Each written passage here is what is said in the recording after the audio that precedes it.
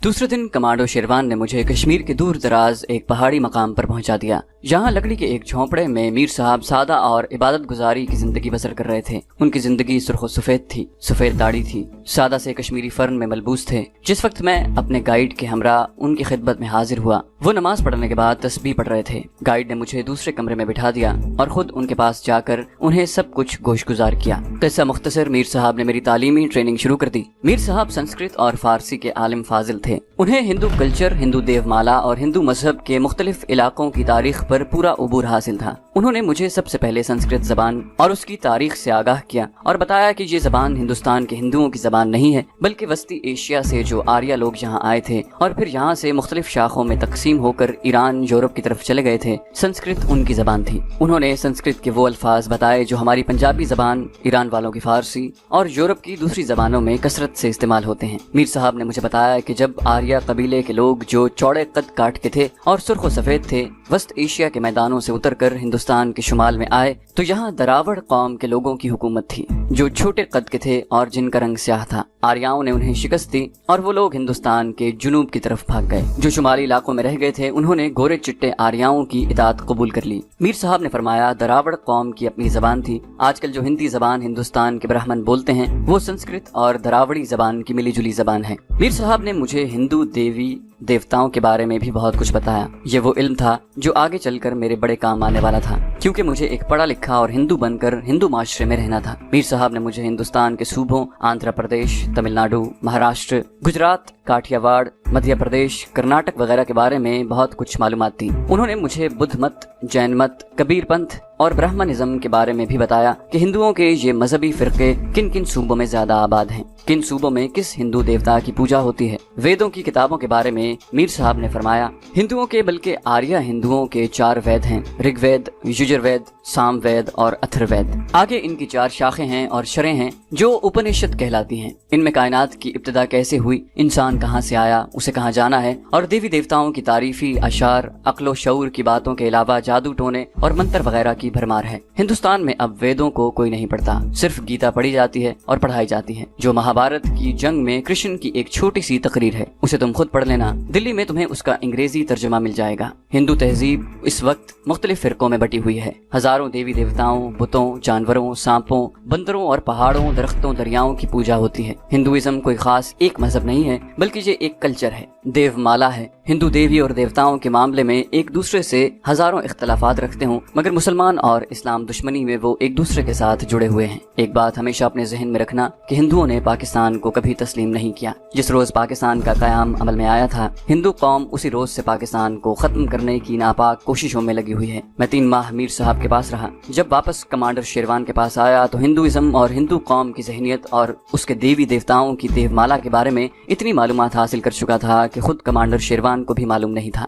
अब मैं अपने सीक्रेट और खतरनाक और तवील मिशन पर रवाना होने के लिए बिल्कुल तैयार था। शेरवान ने मुझे वो कोड अल्फाज बताए और याद कराए जो मुझे नई दिल्ली में शेर अली के फैशनेबल रेस्टोरेंट में उसके सामने बोलने थे, और उसके जवाब में उससे कोड अल्फाज मालूम करने थे। 15 के 15 इस्प्रो टैबलेट बम, इन बमों का कोड वर्ड में लिखा हुआ नुस्खा और सीक्रेट पुलिस खुफिया नंबर वाला कोड मेरे पास था। शेरवान ने इस्प्रो की गोलियों का नया पत्ता मंगवा कर उसमें से इस्प्रो की गोलियां निकाल कर उनकी जगह इस्प्रो बम वाली गोलियां बड़ी महारत के साथ लगा दी। इस्प्रो के प्लास्टिक के पत्ते यानी पत्ते को तह करके मुझे देते हुए कहा, इसे आम इस्प्रो की गोलियों के पत्ते की तरह अपनी जेब में रखना। कोई पूछे तो कह देना कि मेरे आधे सर में कभी कभी दर्द होता है। डॉक्टर ने कहा है कि मैं इस्प्रो की एक गोली खा लिया करूं। इन टैबलेट बमों के तैयार करने का जो नुस्खा है उसको तह करके अपनी जैकेट की अंदर वाली जेब में खुफिया पुलिस के खास नंबर वाले कार्ड के साथ ही रख लो। तुम्हें अब किसी कमांडो, चाकू और पिस्तौल वगैरह की जरूरत नहीं है। हमारा आदमी तुम्हें बस स्टैंड तक छोड़ने तुम्हारे साथ जाएगा, आगे तुम खुद सफर करोगे। हाँ, एक बात का खास ख्याल रखना, दिल्ली पहुंचने के बाद खुद गुल खान से मिलने की कोशिश न करना। हाँ, किसी मुश्किल में फंस जाओ तो उससे मदद हासिल कर सकते हो, क्योंकि अब तुम जिस मिशन पर जा रहे हो उसकी रहनुमाई शेर अली करेगा। उसके बाद कमांडो शेरवान ने मुझे अपने बटवे में से शेर अली की एक तस्वीर निकाल कर दिखाई जो पासपोर्ट साइज की थी। ये एक उधेड़ उम्र शख्स की तस्वीर थी जिसके नक्श और आंखें बड़ी चमकदार थी, दाढ़ी मूंछ गायब थी, सर के बाल सफेद हो रहे थे। ये हमारे मर्द मुजाहिद शेर अली की तस्वीर है। ये हैरत अंगेज खूबियों वाला आदमी है, ये तुम्हें वहाँ जाकर मालूम हो जाएगा। اس کی شکل اپنے ذہن میں بٹھا لو۔ پھر شیروان نے مجھے شیر علی کی نئی دلی والے فیشنیبل ریسٹوران کا نام بتایا اور اٹھتے ہوئے کہا، میں آج رات شیر علی کو وائرلیس پر تمہارے بارے میں پیغام پہنچا دوں گا۔ تمہاری روانگی کی تاریخ کل طے ہوگی۔ اس کے ساتھ ہی ہم تہہ خانے سے باہر آ گئے۔ باہر آئے تو پتہ چلا کہ برف گر رہی تھی۔ معلوم ہوا کہ برف آدھی رات کے بعد گرنا شروع ہوئی تھی۔ ہم سو گئے۔ صبح اٹھا تو برف گرنا بند ہو گئی تھی۔ سردی بہت شدید تھی کیونکہ سرد ہوا چلنے لگی تھی۔ میں نے ناشتہ کمانڈو شیروان کے ساتھ غار میں ہی کیا۔ وہ کہنے لگا، نیچے میدانوں میں اتنی سردی نہیں ہوگی جتنی جہاں کشمیر کی وادی میں ہے، پھر بھی جیکٹ کے نیچے بند گلے والا سویٹر پہن لینا۔ اس وقت دن کے 9 بج رہے تھے۔ اتنے میں میرا گائیڈ آ گیا۔ وہ بھی کشمیری مجاہد تھا مگر عام کپڑوں میں تھا۔ میں چلنے لگا تو کمانڈو شیروان مجھے گلے لگا کر ملا۔ اب تمہیں اللہ کے سپرد کیا۔ تمہارے دلی پہنچنے کی خبر مجھے مل جائے گی۔ تم ایک ایسی جنگ لڑنے جا رہے ہو جو تمہیں دشمن کے مورچے میں بیٹھ کر لڑنی ہوگی۔ خدا تمہیں کامیاب کرے، لیکن یاد رکھو خدا بھی ان کی مدد کرتا ہے جو اپنی مدد آپ کرتے ہیں۔ خدا حافظ۔ اتنا کہہ کر کمانڈو شیروان غار کے اندر چلا گیا۔ میں اپنے گائیڈ کے ساتھ بس سٹینڈ کی طرف چل پڑا۔ پہاڑی راستے برف میں چھپ گئے تھے۔ یخ بستہ ہوا چل رہی تھی۔ ہم کافی لمبا پہاڑی سفر طے کر کے شہر کے لاری اڈے پر آ گئے، جہاں گائیڈ مجھ سے جدا ہو گیا۔ ایک بس جموں کی طرف جانے کے لیے تیار کھڑی تھی۔ میں اس میں سوار ہو گیا۔ 10:15 بجے بس اپنی منزل کی جانب روانہ ہو گئی۔ میرا لباس ایک عام پڑھے لکھے ہندو نوجوان جیسا تھا۔ گرم پتلون، جاگر کے شوز، بند گلے کے سویٹر کے اوپر جیکٹ۔ سامان کچھ بھی نہیں تھا، کوئی بریف کیس تک نہیں تھا۔ کمانڈو کبھی سامان کے ساتھ سفر نہیں کرتے کیونکہ جب وہ اپنے مشن پر روانہ ہوتے ہیں تو کچھ پتہ نہیں ہوتا کہ سفر کے کس موڑ پر حالات کیا رخ اختیار کر لیں اور راستے میں اچانک کس طرف بھاگنا پڑے۔ ایک دن اور ایک رات کے سفر کے بعد میں اگلے روز صبح جموں شہر پہنچ گیا۔ راستے میں کوئی واقعہ پیش نہ آیا۔ ایک پڑھے لکھے ہندو نوجوان سے بات چیت ہوتی رہی۔ راشٹریہ سیوک سنگھ پارٹی کا ان دنوں انڈیا میں بڑا زور تھا اور اس میں بڑھ چڑھ کر اس متعصب ہندو جماعت کے حق میں اور مسلمانوں کے خلاف بولنے والا یہ نوجوان تھا۔ جموں توی کے اسٹیشن پر آیا تو گاڑی ابھی تیار نہیں ہوئی تھی۔ 1 گھنٹہ ویٹنگ روم میں بیٹھا، اخبار وغیرہ دیکھتا اور چائے پیتا رہا۔ آخر گاڑی پلیٹ فارم پر آ کر رک گئی۔ میرے پاس انٹر کلاس کا دلی تک کا ٹکٹ تھا۔ اب انڈیا کی ریل گاڑیوں میں انٹر کلاس موجود تھی، بعد میں یہ کلاس ختم کر دی گئی۔ ٹھیک وقت پر گاڑی دلی کی طرف چل پڑی۔ ٹرین مشرقی پنجاب کے میدانی علاقوں میں آئی تو سردی کی وہ شدت ہو گئی جو اوپر کشمیر کی پہاڑیوں میں تھی۔ کشمیر کی پہاڑیوں میں تو برف باری ہو رہی تھی مگر نیچے میدانوں میں سردی کم از کم مجھے خوشگوار لگ رہی تھی۔ جالندھر پہنچ کر معلوم ہوا کہ مجھے دلی کے لیے گاڑی بدلنی پڑے گی، جہاں مجھے 1 گھنٹہ رکنا پڑا۔ یہ عرصہ میں نے پوری طرح چوکس رہ کر گزارا کیونکہ یہاں خفیہ پولیس میرا پیچھا کر چکی تھی۔ اگرچہ میرے پاس ترپ کا پتہ یعنی سینٹرل سیکرٹ پولیس کا خفیہ نمبر والا کارڈ موجود تھا، پھر بھی مجھے کافی ہوشیار رہنا پڑا کیونکہ یہ خفیہ کارڈ میں کسی خاص موقع پر کام میں لانا چاہتا تھا۔ دوسری بات یہ تھی کہ یہ خفیہ نمبر والا کارڈ اگر مجھے کسی بھاری مصیبت سے بچا سکتا تھا تو کسی اس سے بھی زیادہ بھاری مصیبت میں پھنسا سکتا تھا۔ مثال کے طور پر اگر اس بات پر کوئی پولیس اہلکار ذرا سی تفتیش کرتا کہ یہ کارڈ میرے پاس کہاں سے آیا ہے تو میرا بھانڈا پھوٹ سکتا تھا۔ یہ کارڈ تو رواں روی میں میرے پاس آ سکتا تھا کہ میں گاڑی میں بیٹھا ہوں، گاڑی کو پولیس کی ناکہ بندی نے روک لیا ہے، میں کارڈ دکھاؤں اور گزر جاؤں۔ لیکن اگر کسی جگہ میں پکڑا جاتا اور یہ کارڈ دکھاتا تو مجھ سے پوچھ گچھ ہو سکتی تھی کہ میرے پاس کارڈ کہاں سے آیا۔ بہرحال 1 گھنٹہ گزر گیا۔ میں دوسری گاڑی میں بیٹھ گیا اور گاڑی دلی کی طرف روانہ ہو گئی۔ دلی تک کوئی ناخوشگوار واقعہ پیش نہ آیا۔ یہ کوئی رات کے 8 سوا 8 بجے کا وقت ہوگا جب گاڑی بھارت کے دارالحکومت دلی کے اسٹیشن میں داخل ہوئی۔ اس شہر میں میں پہلے بھی آ چکا تھا۔ مرد مجاہد گل خان نے مجھے اسی شہر میں دھماکہ خیز یعنی ایکسپلوسیوز کی تربیت دی تھی۔ کمانڈو ٹریننگ کے جو سبق باقی رہ گئے تھے وہ بھی گل خان کی زیر ہدایت میں نے پورے کیے تھے، مگر کشمیری کمانڈو شیروان نے مجھے خاص طور پر ہدایت کی تھی کہ میں سوائے انتہائی اہم ضرورت کے گل خان سے ملنے سے گریز کروں۔ شیر علی کے ریستوران کا نام اور اس کا ایڈریس میرے پاس موجود تھا۔ میں نے دلی اسٹیشن سے نکلتے ہی ٹیکسی لی اور اسے نئی دلی کے علاقے 12 کھمبے چلنے کا کہا۔ دلی شہر روشنیوں میں نہا رہا تھا، سڑک پر بہت زیادہ ٹریفک تھی۔ نئی دلی کا یہ علاقہ شہر کا ماڈرن اور فیشنیبل علاقہ تھا، جہاں ایک جگہ دائرے کی شکل میں بہت سی دکانیں اور سٹور ہیں۔ ان دکانوں کے آگے دائرے کی شکل میں چھت والا فٹ پاتھ بنا ہوا ہے جہاں کتنے ہی ستون لگے ہیں۔ یہی 12 کھمبے کا علاقہ کہلاتا ہے، جہاں میں پہلے بھی گل خان کے ساتھ 1-2 بار آ چکا تھا۔ ٹیکسی میں نے چھوڑ دی اور شیر علی کے ریستوران کی تلاشی شروع کر دی۔ ایک جگہ نیون سائن میں لکھے ہوئے کافی شاپ کے انگریزی الفاظ جگمگ کر رہے تھے۔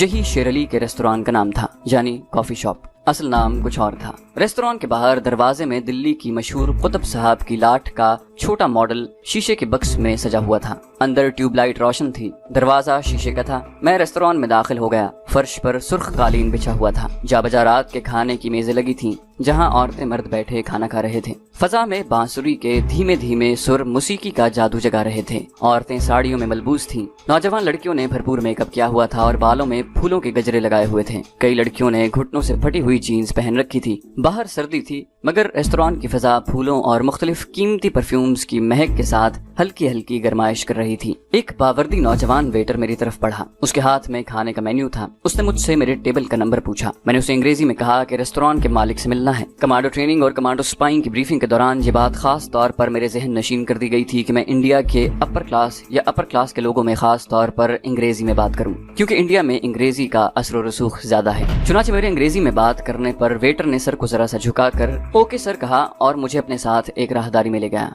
राहदारी में भी सुर्ख कालीन लगा हुआ था। वो एक दरवाजे के पास खड़ा हो गया। उस दरवाजे के बाहर माइक्रोफोन के बॉक्स लगे थे। उसने बटन दबाकर अंग्रेजी में ही कहा कि सर, एक साहब आपसे मिलना चाहते हैं। स्पीकर पर धीमी सी आवाज आई, कौन है ये साहब, कहाँ से आए हैं? मैंने वेटर को जवाब देने के बजाय माइक के करीब मुंह ले जाकर कहा, सर मैं आंध्र प्रदेश से आया हूँ, मुझे कारोबारी सिलसिले में शेर अली साहब से मिलना है, इन्हें अंदर भेज दो। स्पीकर पर एक लम्हे के लिए आवाज बुलंद हुई और फिर स्पीकर खामोश हो गया। वेटर दरवाजे की तरफ इशारा करके कहा, सर अंदर तशरीफ ले जाएं। वो चला गया। मैंने दरवाजे की पीतल की हत्थी को जरा सा बाएं जानिब घुमाकर दरवाजा खोला। कमरे में आला किस्म के गैर मुल्की परफ्यूम और सिगार की तेज खुशबू। कमरा ज्यादा बड़ा नहीं था, मगर बड़े सलीके से सजाया गया था। सुनहरी बॉर्डर वाला सोफा बड़ा कीमती था। गुलदान में विलायती गुलाबों का गुलदस्ता सजा हुआ था। दीवार पर सिर्फ 3 फ्रेम हुई तस्वीरें लगी थीं। दरमियान में महात्मा गांधी की तस्वीर थी और दाएं बाएं पंडित नेहरू और इंदिरा गांधी की तस्वीरें थीं। इन तस्वीरों के नीचे बड़े सोफे पर आला खद्दर के कुर्ते के ऊपर भूरे रंग की गर्म नेहरू वॉस्कट पहने इत्मीनान से बैठा एक सूट बूट वाले आदमी से बातें कर रहा था। मैंने उसे पहचान लिया। उसकी तस्वीर मुझे कमांडो शेर खान ने कश्मीर से चलते वक्त दिखा दी थी। शेर अली ने मुझे कमरे में दाखिल होते देखकर भवें उठाकर मेरी तरफ देखा और खालिस कारोबारी अंदाज में मुस्कुराते हुए पूछा, फरमाइए मैं आपकी क्या खिदमत कर सकता हूँ? मैंने खड़े खड़े उर्दू में कहा, मैं दिल्ली का हूँ, मगर वालिद साहब के साथ हैदराबाद में बिजनेस करता हूँ। इसी सिलसिले में आपसे कुछ बातें करना चाहता हूँ। शेर अली ने बड़ी बेनियाजी से हाथ के इशारे से मुझे सोफे पर बैठने के लिए कहा और सूट बूट वाले आदमी से बातों का सिलसिला दोबारा शुरू कर दिया। सूट बूट वाला आदमी ब्रीफ केस में से कुछ कागजात निकाल कर उसे दिखाने लगा और अंग्रेजी में कहा, सर मंत्री साहब के पीए आपके दोस्त हैं। अगर आप मंत्री जी को नहीं कहना चाहते तो उनके पीए से कहकर यहाँ दस्तखत करवा दीजिए। मेरा 2 करोड़ का बिल 6 माह से रुका हुआ है। शेर अली ने उस आदमी को तसल्ली देते हुए कहा, आप ये कागजात अपने पास ही रखें, मैं मंत्री जी के पीए से बात करता हूँ। आप ऐसा करें, कल मुझे किसी वक्त फोन करके मालूम कर लें। सूट बूट वाला आदमी ब्रीफकेस में कागज रखने के बाद उठा। हिंदुओं की तरह हाथ जोड़कर शेर अली को प्रणाम किया, उसका शुक्रिया अदा किया और सर झुकाए दरवाजे की तरफ बढ़ा। शेर अली अब मेरी तरफ मुतवज्जे हुआ। वो सिगार पी रहा था। मेरी निगाहें सूट बूट वाले आदमी पर लगी हुई थी। जब वो कमरे से निकल गया और दरवाजा बंद हो गया तो मैं खामोशी से शेर अली को देखने लगा। शेर अली ने सिगार का हल्का सा कश लगाया। उसकी उंगली में हीरे की अंगूठी थी। बिजली की रोशनी में हल्का सा लश्कारा मारा। ये शख्स वाकई बड़े ठाठ से यहाँ रह रहा था। फरमाइए आप कैसे तशरीफ लाए हैं? कमांडो स्पाई का एक सुनहरी उसूल ये भी होता है कि वो फजूल गुफ्तगू कभी नहीं करता। वो वक्त की कीमत पहचानता है। चुनाचे मैंने फजूल बातों में वक्त जाया करने के बजाय वो खुफिया कोड जुमला बोल दिया जो मुझे कमांडो शेरवान ने बताया था। मेरी जबान से ये जुमला सुनते ही शेर अली ने पहला काम ये किया कि साथ ही तपाए पर रखे हुए टेलीफोन का रिसीवर उठाकर किसी से कहा, मुझे डिस्टर्ब न किया जाए, मैं बड़ी जरूरी कारोबारी मीटिंग में हूँ। रिसीवर रखते हुए शेर अली मेरी तरफ देखकर मुस्कुराया। अगरचे शक्ल सूरत से ये बात साबित हो चुकी थी कि यही मर्द मुजाहिद शेर अली है, मगर ज़ाब्ते के मुताबिक जरूरी था कि वो मेरे कोड वाले अल्फाज के जुमले के जवाब में खास कोड मुझे दे। मैं टिकटिकी बांधे शेर अली को तक रहा था। मैंने कोड अल्फाज एक बार फिर दोहराए। अब शेर अली को याद आ गया कि उसे भी कोड में जवाब देना है। चुनाचे उसने जवाब में एक खुफिया जुमला बोला। ये वही जुमला था जो कमांडो शेरवान ने मुझे बताया था। शेर अली सोफे से उठकर दरवाजे के पास गया, उसे लॉक किया और मेरी तरफ देखकर मुस्कुराते हुए बोला, आइए अंदर चलकर बिजनेस पर बात करते हैं। इस कमरे के साथ ही एक छोटा सा बेडरूम था। यहाँ सिंगल बेड लगा था, छोटा सोफा सेट बिछा था। दरमियान में कॉफी टेबल पर कर्नाटक की डांसिंग गर्ल का कांसी का मुजस्मा रखा था। कोने में छोटी मेज पर राम और सीता की 2 मूर्तियां सजी हुई थीं। शेर अली के बड़े कमरे और बेडरूम का सारा माहौल हिंदुआना था। बेडरूम में आकर शेर अली ने मुझे बैठने का कहा, फिर खुद मेरे सामने बैठ गया। सिगार उसने एस्ट्रे में मसल कर बुझा दिया और कहने लगा, बेडरूम में मैं तुमसे ज्यादा आजादी से बात कर सकता हूँ। अगरचे ऐसी कोई बात नहीं है, फिर भी मैं बेहद एहतियात से काम लेता हूँ। मेरे यहाँ सरकारी दरबारी हर किस्म के आदमियों का आना जाना लगा रहता है। खास तौर पर तुमसे यहाँ बेडरूम में ही बात करना मुनासिब समझता हूँ। मुझे शेरवान का पैगाम मिल गया है। मैं तुम्हारा इंतजार ही कर रहा था। मैं तुम्हें कोई उधेड़ उम्र का आदमी समझता था, मगर तुम तो बिल्कुल नौजवान हो। बहरहाल तुमसे मिलकर बड़ी खुशी हुई। क्या तुमने खाना खाया? मैंने कहा नहीं, स्टेशन से सीधा आपके पास ही आ रहा हूँ। तो फिर ऐसा करो कि नीचे चलकर पहले खाना खा लो, उसके बाद तुमसे बातें होंगी। आओ मेरे साथ। شیر علی مجھے اپنے ساتھ ڈائننگ ہال میں لے گیا۔ ایک کونے میں اس کے خاص مہمانوں کے لیے میز لگی ہوئی تھی، وہاں ہم بیٹھ گئے۔ کھانا بڑا پرتکلف تھا۔ اس دوران مجھ سے دلی کے موسم اور پولوشن کے بارے میں باتیں کرتا رہا۔ بہرا کوئی ڈش لے کر آتا تو وہ آندھرا پردیش کے موسم کی باتیں شروع کر دیتا۔ ریسٹوران کا مینیجر بھی وہاں آ گیا۔ اس نے آتے ہی جھک کر شیر علی سے کہا، سر میں خدمت کے لیے حاضر ہوں۔ شیر علی نے اس سے میرا تعارف کراتے ہوئے کہا، ان سے ملو کرم جی، یہ میرا بھانجا ارسلان ہے، 7 برس لندن میں رہ کر واپس بھارت آیا ہے، اب حیدرآباد میں کیٹرنگ کا کام کرتا ہے۔ مینیجر کا نام وکرم کمار تھا۔ اس نے ہاتھ جوڑ کر مجھے نمستے کہا اور انگریزی میں کہا، سر کسی چیز کی ضرورت ہو میں حاضر ہوں۔ مینیجر چلا گیا تو شیر علی کہنے لگا، یہاں میں تمہیں اپنا بھانجا ہی ظاہر کروں گا، یاد رکھنا تمہارا نام ارسلان ہے، تم صرف آج کی رات میرے پاس ہی رہو گے، اس کے بعد تمہاری رہائش کا الگ بندوبست کر دیا جائے گا، لیکن تم اس دوران میرے ریسٹوران سے باہر نہیں جاؤ گے، میرے بیڈ روم میں ہی رہو گے، میں نہیں چاہتا کہ آج رات کے بعد یہاں کے آدمی تمہیں دوبارہ دیکھیں۔ میں نے کوئی اعتراض نہ کیا، سمجھ گیا کہ یہ میرے اس مشن کا ایک حصہ ہی ہوگا جس کو لے کر میں کشمیر سے چلا تھا، اور اس شخص شیر علی کے پاس آیا تھا جو انڈیا کے دارالحکومت میں بیٹھا تھا اور جس کی زیر ہدایت مجھے اپنے انتہائی اہم اور خفیہ مشن کو شروع کرنا تھا۔ جہاں ہماری میز لگی تھی